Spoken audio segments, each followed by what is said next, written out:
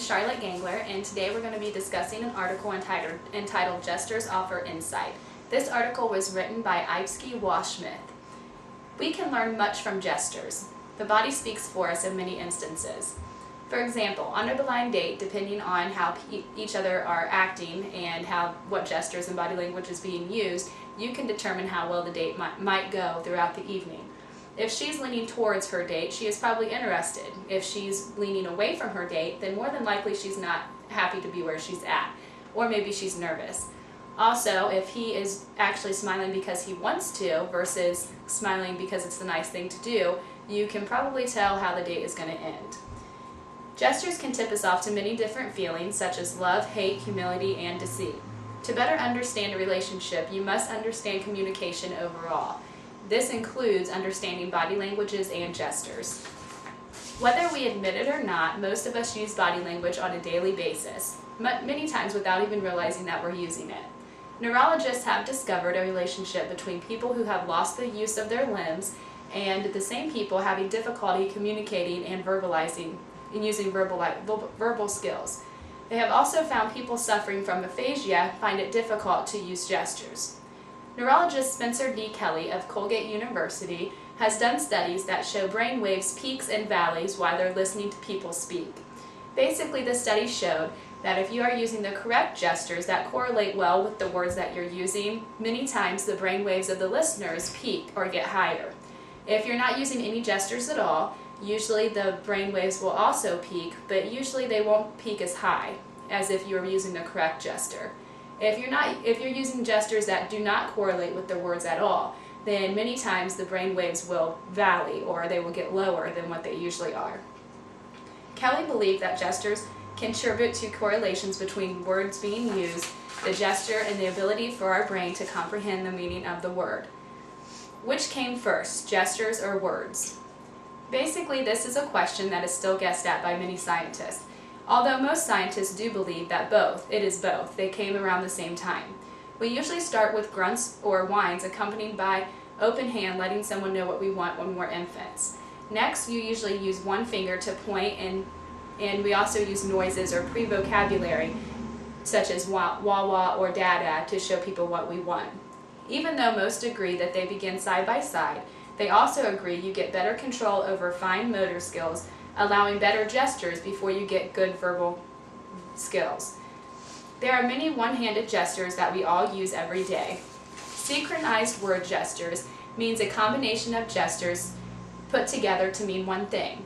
An example of this is when we use the gesture for sleeping. We usually put one hand over the other, put it up by our cheek, and shut our eyes. Universally in the United States, most people would realize that you're talking about sleeping. Dictic gestures are referred to when we point to something meaning something specific. If I point to myself, then most know I'm talking about I.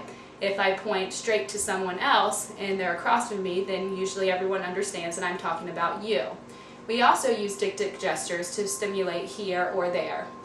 Iconic gestures, this expresses images. An example of this would be Susie chased the cat with the umbrella. If you say this while poking around with a fake umbrella, this would be an example of iconic gestures. Metaphoric gestures look like iconic gestures, but relate more to abstractions. For example, we use a half-open hand motioning next, as if we're magically moving something into the real world. Wiping imaginary sweat from the brow means this was a close one, or that was a close one. Another kind of gesture we're familiar with is the beach gesture. We see this during speeches. Usually someone running for a political office uses this, and the point of it is to make a strong point, and it shows power in their argument. This is when they say something and they use beating of the hand or something to that effect to show the rhythm of the speech. The gestures can work with or without words, but most commonly we see gestures either during the actual words or before the conversation. McNeil, a cognitive psychologist, firmly believed that this meant the process of speech and the process of gestures had a common mental source. The gestures are pre-verbal thoughts that comes from the original origin of the thought that is being processed. Think first, gesture later. Depending on the language type, may depend on the type of gesture that you use. For example, if you speak Spanish, considered a Romance language, then 9 times out of 10 use a gesture to describe the actual verb in the sentence. Such as climbing up the ladder, you would use the verb that meant climbing. In a Germanic language, such as English or German, then the gesture would go along with the word that is describing the verb. So we would use, if we're saying climbing up the ladder, we would still use the climbing gesture, but we would make sure that it is going up. This could be helpful for foreign language teachers. A lot of times when you're learning foreign languages, you think of the foreign language, the word that you're looking for in the foreign language, and you translate it back to your original language. This would help the foreign language teachers because they would have a better understanding on who is still translating back to the original language or who is actually speaking in the language that they're teaching. According to Levet, who is a psychologist from Max Planck Institute in the Netherlands, there are 3 stages in the way the brain produces verbal communication. First, the brain thinks of the message as purely pre-verbal information.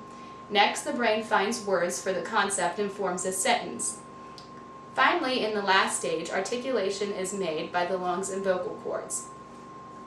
Jan Peter, one of Levet's students, put gestures into the same model. He states in the first stage is where a visual or precursor occurs of the gesture. This could also be described as a sketch of the gesture that is going to be used. The second stage is where the sketch is put into a plan, so we think about how we're going to act out this gesture. The third stage is where the muscles and the nerves decide how to act the plan out, and that is actually where the gesture takes place. According to these 2 men, this is why gestures sometimes precede text instead of accompanying it. It is easier to go through the gesture model than articulate in a grammatically correct sentence. In conclusion, we have all heard how gestures can influence what our listeners think and feel. Gestures obviously are very important. As babies, we learn specific gestures between 9 and 14 months, while language lags a little behind. We all know that gestures are huge ways we can make others see how important points are that we're trying to make. Remember, on a date, your hands may tell him how you really feel, nervous, resistant, loving, or engaged. I would like to thank you all for coming out and listening to the article about Gestures Offer Insight, and I hope you all have a safe trip home. Thank you.